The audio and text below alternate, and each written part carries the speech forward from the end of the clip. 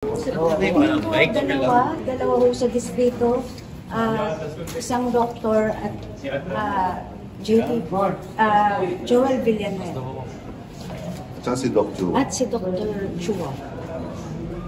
First sabak niyo, ma'am, sa politika? First time, after 3 terms of my husband. As first timer, ma'am, anong nakikita niyo na gagawin niyo sa Kongreso?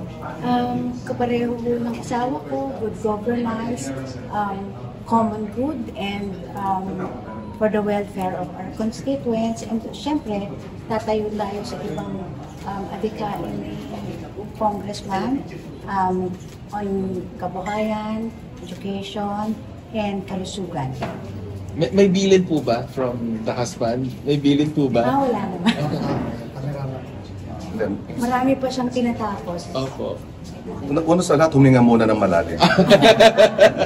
Ready na kayo, Kevin, sa floor? Mga ganon na. Ready naman.